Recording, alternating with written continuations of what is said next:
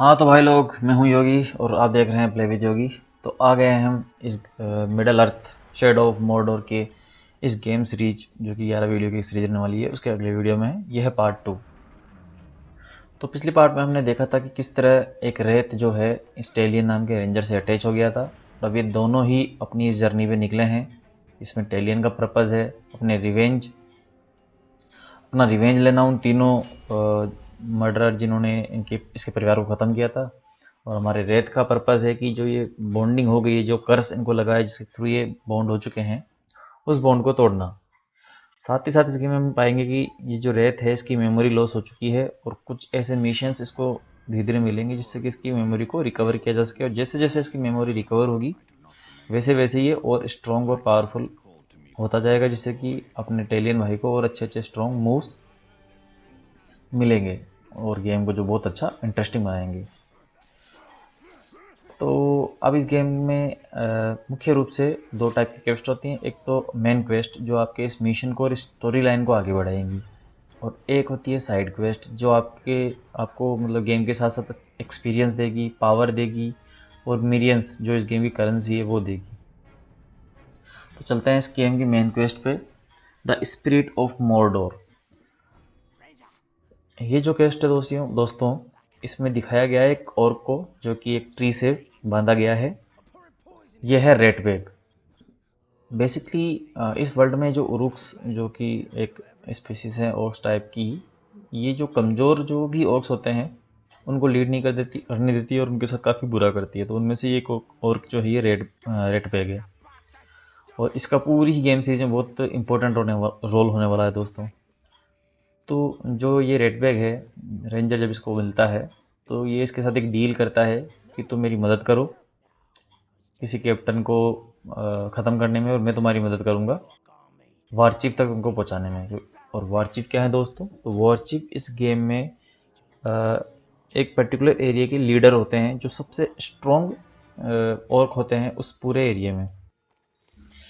जिस एरिया में अभी ये डील कर रहा है रेंजर अपना, उस पूरे एरिया में, उस पूरे क्षेत्र में कुल 5 वॉर चीफ हैं। हर वॉर चीफ का अपना एक छोटा एरिया होता है जिसको वो लीड करता है।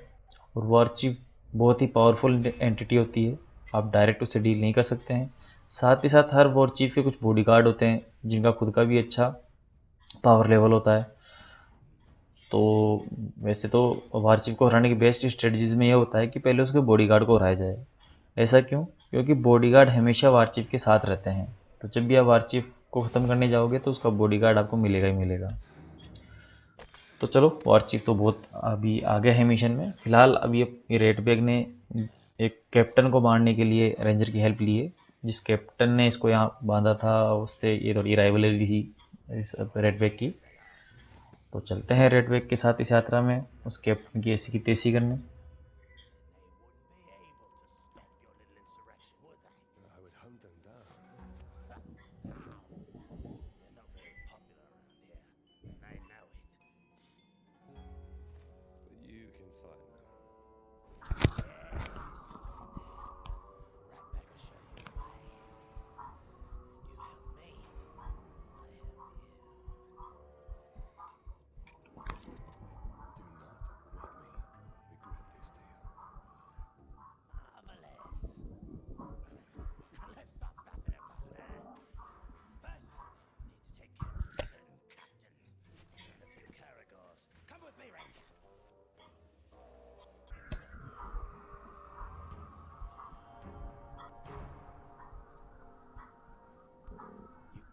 Trust them.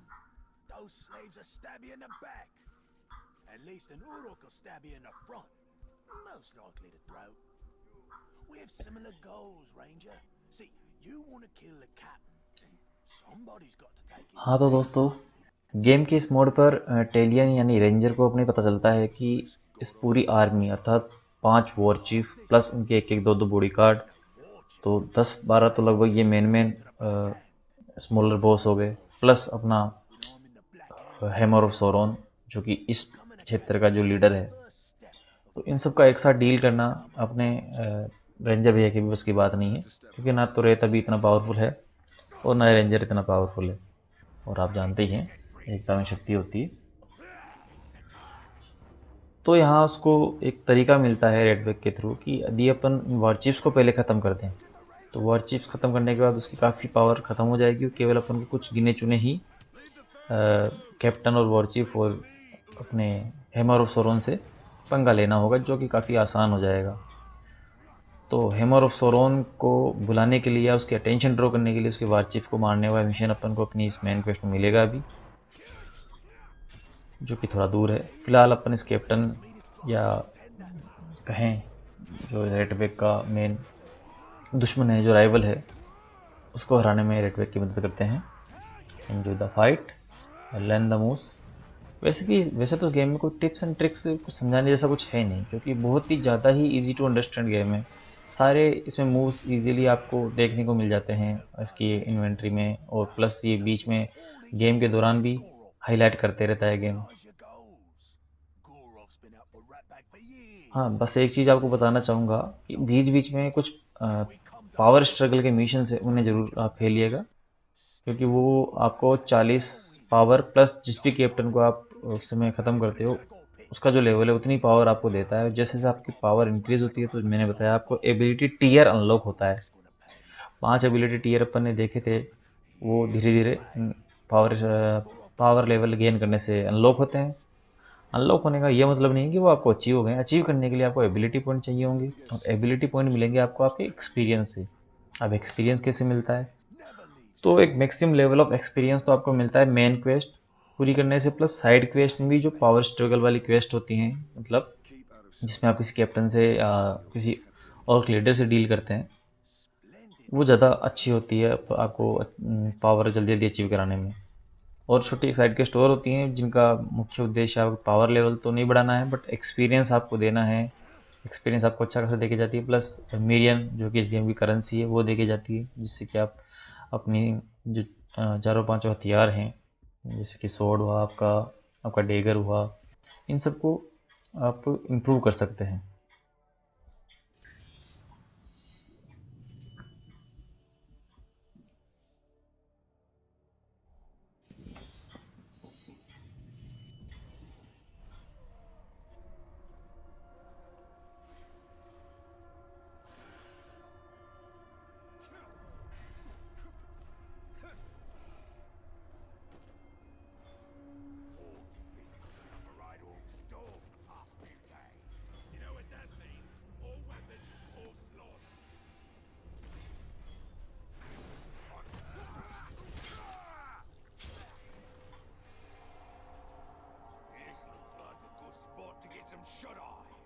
Goroth will kill you if he catches you napping.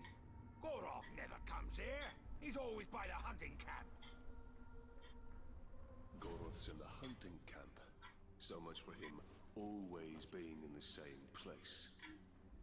A captain who fears his own beast. Fear is a powerful tool, Talion. Let's put Goroths to work.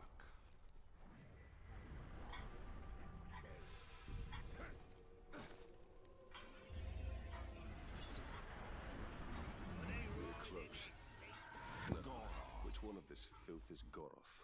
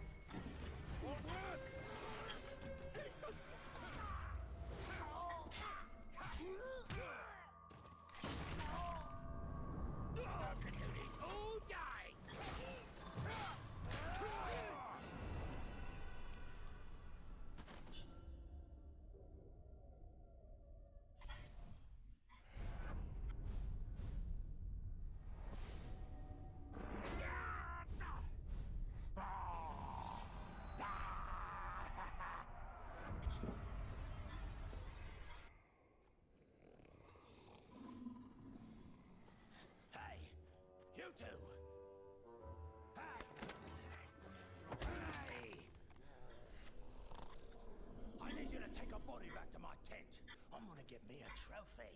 Get lost, scum! We only take orders for Goroth. That's the filthy corpse I need you to carry. Now go, go! Say your fish.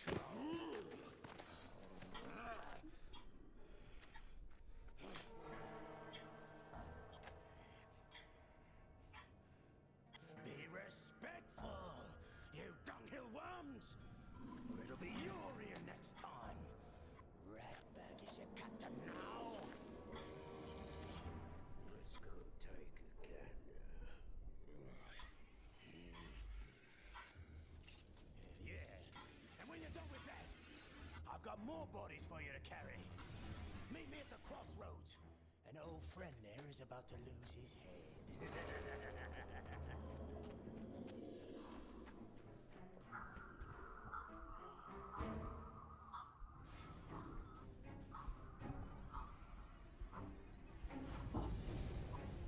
First I'm resurrected by a wraith, now I'm working with an orc. What could possibly be next? We must use the weapons of our enemy against him. The orcs hate each other almost as much as they hate us. तो यहाँ अपनी main quest का एक important mission spirit of Morodor complete होता है, जिसके तहत रेडविक की मदद करता है रेंजर और उसके राइवल एनिमी या कैप्टन को ख़त्म करता है। अब इस मिशन में अपना रेडविक निकलेगा जो वॉर चीफ है, उस वॉर चीफ के बॉडीगार्ड को ख़त्म करने के लिए, ताकि बॉडीगार्ड को ख़त्म करके बॉडीगार्ड का प्लेस रह सके। क्योंकि इसमें ऐसा रूल है वॉर चीफ इस वर्ल्ड में कि आप अगर किसी जो वॉर चीफ है उसके बॉडीगार्ड को ख़त्म कर देते हैं तो उसका प्लेस ले लेते हैं और आप वॉर चीफ के काफ़ी लॉयल हो जाते हैं। और फिर अपना रेडविक का उद्देश्य ये नहीं है केवल बॉडीगार्ड बनना, फिर रेडविक भैया की पावर की भूख और बढ़ जाती है और ये वॉर चीफ बनना चाहते हैं। तो आगे जो मिशन मिलेगा इसमें अपन को 5 वॉर चीफ में से 4 वॉर चीफ को ख़त्म करने का।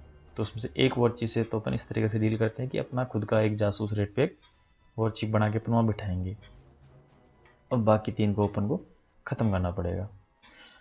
और भी मेन क्वेस्ट इसमें इसके साथ साथ अपन को देखने को मिलती है, जैसे एक गोलम, जो गोलम एक छोटा सा क्रिएचर अपन ने देखा था, उस गोलम की मेन क्वेस्ट जो मैंने बताई थी क्या काम होता है उसका, कि वो कुछ आर्टिफैक्ट्स होता है जिनको के लिए ब्रिम्बोर जो अपनी रेत है उस रेत को ला के देता है, जिससे रेत को अपनी पास्ट मेमोरीज याद आती है और वो धीरे धीरे और स्ट्रॉन्ग होता जाता है इन मेमोरीज को याद करके। प्लस कुछ क्वेस्ट होंगी जो रेंजर, वो जो रेंजर इसको मिलता है हिरगोन नाम से, उस हिरगोन के द्वारा भी कुछ क्वेस्ट दी जाएंगी जिसके तहत इसको कुछ चीज़ें सीखने को मिलेगी और कुछ वो मिशन भी रहेंगे जिससे कोई एक्सपीरियंस और पावर मिलेगी।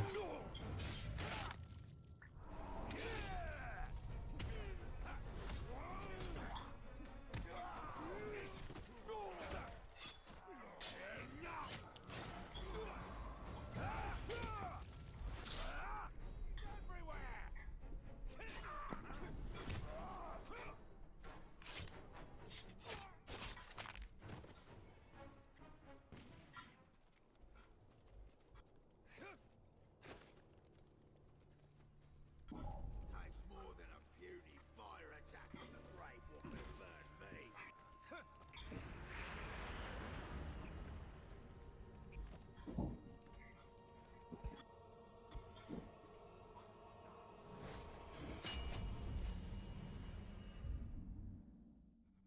Each citadel to the light.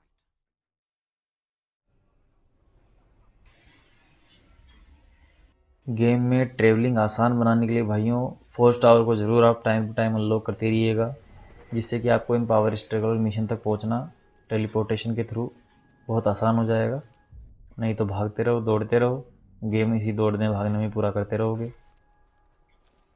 इस गेम में एक कमी जो मुझे महसूस हुई वो होती है कि जो इसके 2 क्रिएचर हैं जो ग्रोग और केरागोर देखने को मिलते हैं, उनको माउंट करने का ज़्यादा इसमें रोल मिला नहीं, और मिलता भी है तो गेम के काफ़ी बाद में जब इसको एक ड्वार्फ मिलता है वो इसको सिखाता है, तब जाके ये अपन को ग्रोग राइड करना या फिर केरागोर को राइड करने की स्किल्स आती हैं। हालांकि अपन एबिलिटीज़ वाले सेक्शन में पहले भी परचेस कर सकते हैं पावर स्ट्रगल ज़्यादा से ज़्यादा पूरे करके और पावर लेवल बढ़ा के, बट स्टिल वो इतना इफेक्टिव नहीं है जितना इसके पार्ट 2 शेडो ऑफ वॉर में रहेगा। उसमें तो आप जो केरागोर या ग्रोग जिनको आप ब्रांड करेंगे उसको कभी भी समन और कर सकते हैं, बार बार आपको किसी केरागोर को ढूंढ के उसको ब्रांड करके फिर उस पर सफर करने की जरूरत नहीं है। जो कि बहुत ही अच्छी एक प्यारी एबिलिटी है जो इस गेम में है, क्योंकि इतना ओपन जो वर्ल्ड गेम होते हैं इनमें ट्रेवल करना ही एक बड़ी इशू रहता है। बाकी तो मिशन, जो इंटरेस्टिंग चीज़ गेम की होती है मिशन या क्वेस्ट पूरी करना, तो क्वेस्ट को पूरा करने के लिए बार बार ट्रेवल करके जाओ किसी भी पॉइंट तक जहाँ पे वो मिशन आपको मिलेगा, तो काफ़ी ज़्यादा ये अब बोरिंग सा हो जाता है बार बार ऐसा करते हैं। तो शुरू शुरू में तो इंटरेस्टिंग लगता है क्योंकि अपन एक्सप्लोर करते हैं, न्यू न्यू सीनरीज देखने को मिलती है। Uruks have yet to discover the secrets game of में the बार बार Mountain दोस्तों मैं क्वेस्ट शब्द का यूज़ कर रहा हूँ। क्या आप क्वेस्ट शब्द का मतलब भी जानते हैं? Powder can draw out the Black Hand. जानते हैं तो अच्छा है, नहीं जानते तो हम बताते हैं। The क्वेस्ट enemy एक जर्नी garrison होती है moves जिस on. पे भी कोई व्यक्ति निकलता है किसी पर्टिकुलर चीज़ की खोज में, Prey जो कि errant. आसान नहीं होती दोस्तों, एक टफ जर्नी मानी जाती है। मतलब ऐसी tough Perhaps journey we can जो take a किसी more खोज में stealthy approach की and जाती है उसे अपन incapacitate them क्वेस्ट by कहते using हैं। their weakness.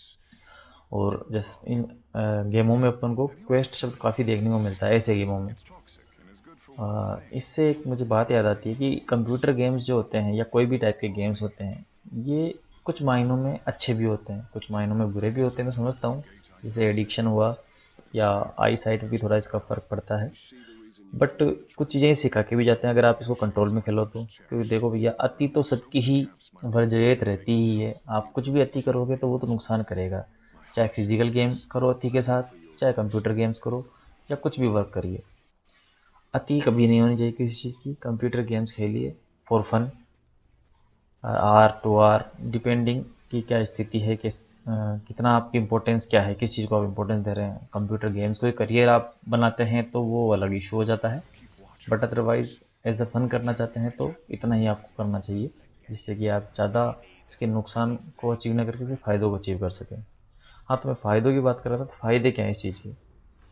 ऐसा कहा जाता है कि गेमिंग खेलने से आपकी कंसंट्रेशन पावर काफ़ी अच्छी होती है, क्योंकि कई बार गेम्स में ऐसे मिशन मिलते हैं जिसको आपको काफ़ी कंसंट्रेशन से क्लियर करना पड़ता है। साथ ही साथ गेमिंग करने से आपकी वोकेबलरी भी अच्छी होती है, जैसे कि अपन अब आज शेड ऑफ मॉर्डर गेम खेल रहे हैं तो इसमें अपन को कई शब्द सीखने को मिलते हैं, कई वर्ड्स आपने सीखे होंगे। जैसे कि अपने गेम की शुरुआत में रेंजर शब्द सीखा था, उसके बाद अभी अपन ने क्वेस्ट शब्द सीखा, साथ ही साथ स्वॉर्ड, डेगर। तो ये कई ऐसे नाइफ, कई ऐसे शब्द हैं जो गेम्स के थ्रू आप ऐसी ये सीखते हैं।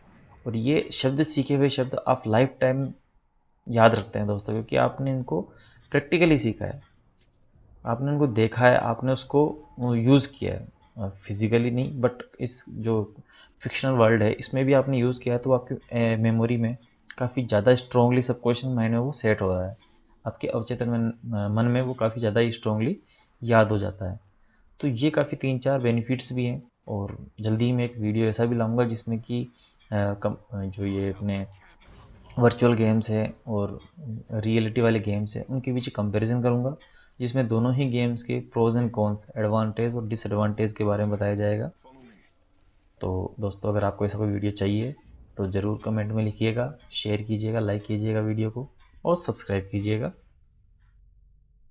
चलिए, तो मेन क्वेस्ट में ही अब अगला मिशन अपने रेंजर भाई को मिलता है, अपने दूसरे रेंजर भाई हिरगोन के साथ।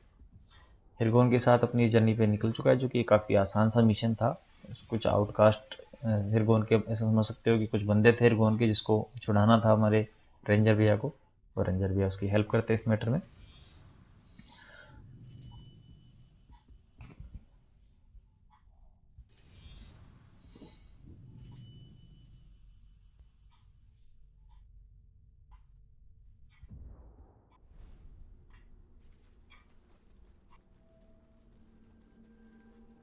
Where did you acquire this blasting powder?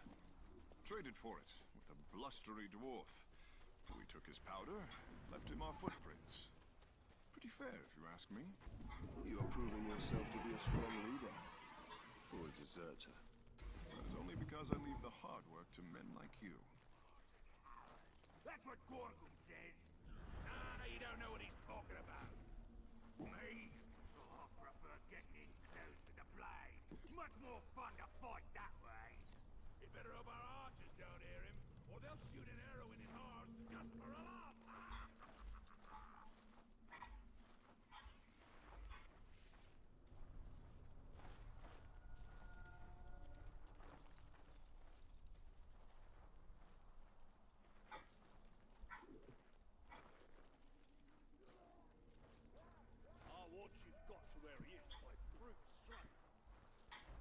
In Mordor, even the flowers are of death. There are far worse things than flowers here. Did you hear that?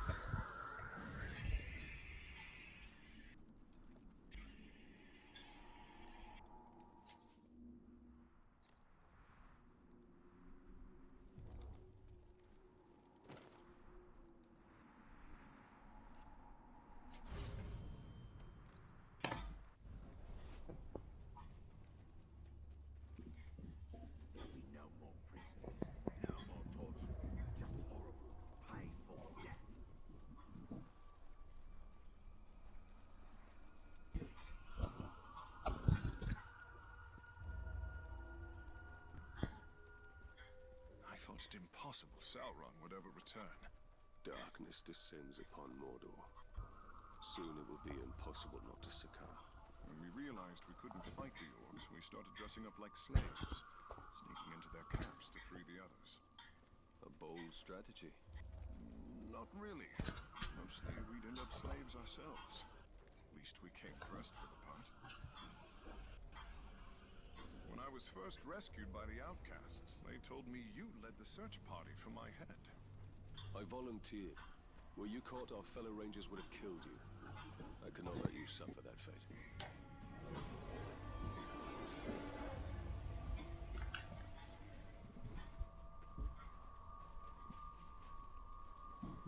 Up here, we almost have enough poison for our purpose. I look forward to seeing its effects up close.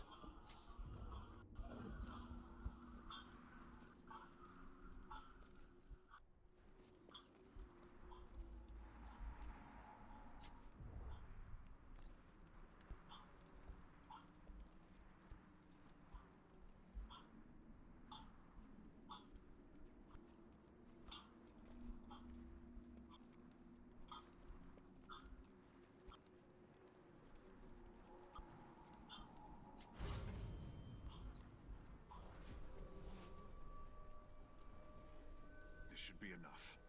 Now all you have to do is drop it into their grog. Will the orcs not smell the poison? No.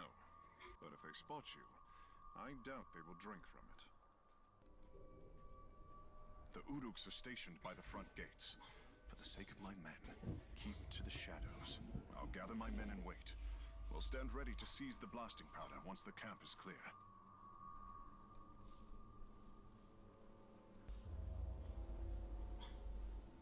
Remember, Talion, don't be seen. These Uruks have killed many slaves for far less.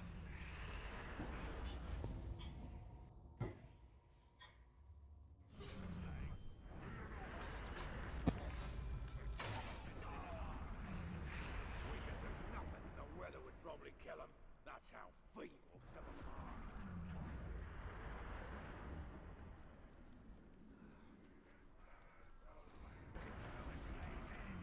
And our archers could turn it into a pincushion before it even hit the ground.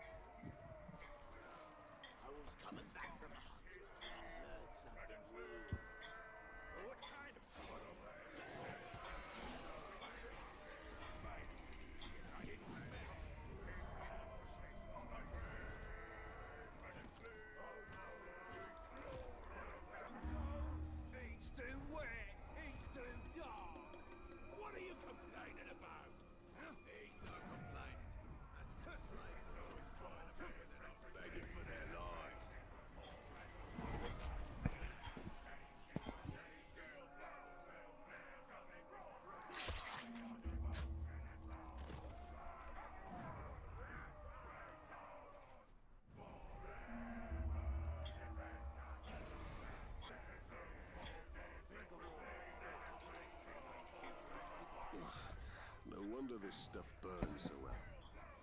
हाँ तो दोस्तों, हिरगोन के साथ इस mission में अपन को एक नई एबिलिटी अचीव होती है, जो ये ग्रोग बैरल्स होते हैं, जो एक तरीके से ऑर्क्स का खाना होता है। इसमें आज खाना नहीं तो दारू होती होगी, जो भी इसमें होता है, उसको ये पॉइजनस कर सकता है। जैसे आप इसको पॉइजन करोगे तो वैसे ही वहाँ पे आसपास के और जो भी ऑर्क्स हैं वो आएंगे और उसको इनहेल उसको टेक करेंगे, उसको खाना शुरू करेंगे या पिएंगे, जो भी ये पदार्थ है, पीना खाना जो भी ये करते हैं भाई लोग। और वो तुरंत इसके अफेक्शन से या तो आप तुरंत इस पॉइज़न से ख़त्म हो जाएंगे, या अगर जो बच भी जाएंगे वो काफ़ी हद तक पागल हो जाएंगे और अपने एक दूसरे पर ही अटैक करने लग जाएंगे, एक दूसरे पे ही अटैक करके एक दूसरे को ख़त्म कर लेंगे। तो इस एबिलिटी को यूज़ करते समय बहुत सावधान रहिएगा दोस्तों, क्योंकि पॉइज़न करते ही आसपास के और यहाँ आना शुरू कर देंगे। तो फिर अगर आप उसको यहाँ मिलते हैं उन ऑक्स को, तो वो आपको सीन कर लेंगे।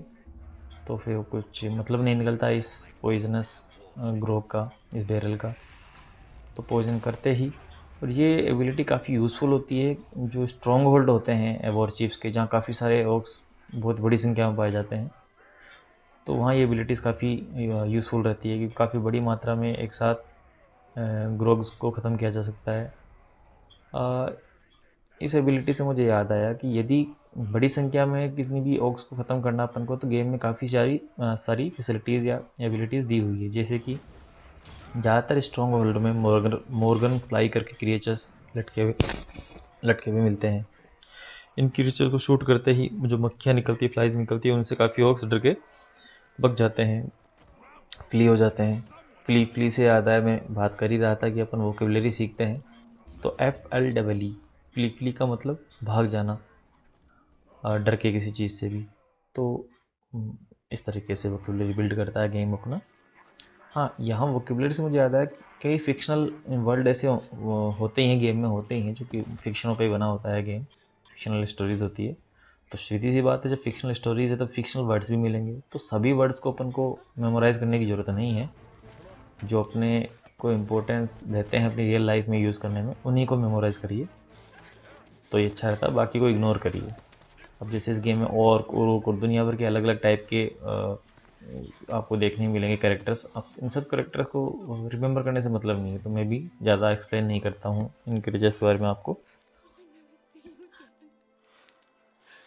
हाँ, बट जो शब्द ऐसे हैं जो कि फिक्शनल नहीं है, रियल है, अपनी रियल वर्ल्ड में अपनी इंग्लिश वोकेबलरी में काम आते हैं, वो ज़रूर आप याद रखने की कोशिश नहीं करना आपको। एक्चुअली वो याद हो ही जाएंगे जैसे आप गेम खेलेंगे, बस उन शब्द को यूज़ करना है गेम में। तो इसके साथ ये साइड मिशन है, मेन क्वेस्ट कंप्लीट होती है। धन्यवाद।